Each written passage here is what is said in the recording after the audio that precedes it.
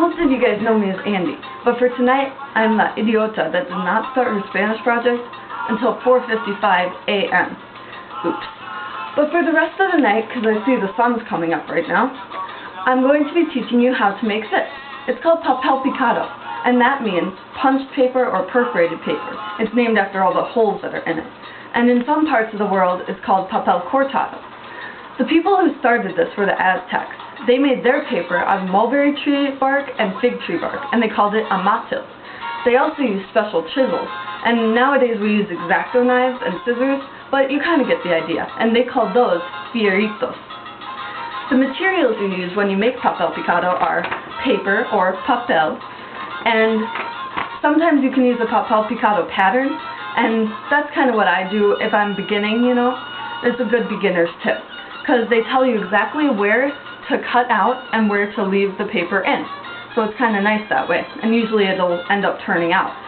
What you do is you take the Papel Picado pattern off the internet. You can just Google in Papel Picado pattern, and you cut that out to fit onto half of a sheet of normal paper.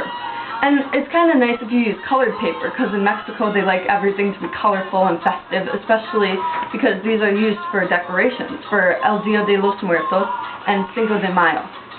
So what you do then, after you have secured the Papel Picado pattern with your stapler or tape, tape is probably better because it's less cumbersome and it's easier to get off. I'm using a stapler because I didn't plan ahead and I have no tape in my house. Oops again.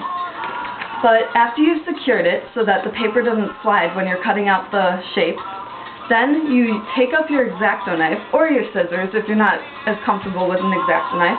Take a cutting board, and then when you cut, you need to make sure that your hand is never in the way, because you will slice your hand and then you'll not ever want to do Papel Picado again.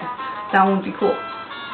So, and you have to also make sure that you're pressing down really hard when you're cutting out the shapes, because you have 3 pages of paper to get through, and it's not as easy as you may think.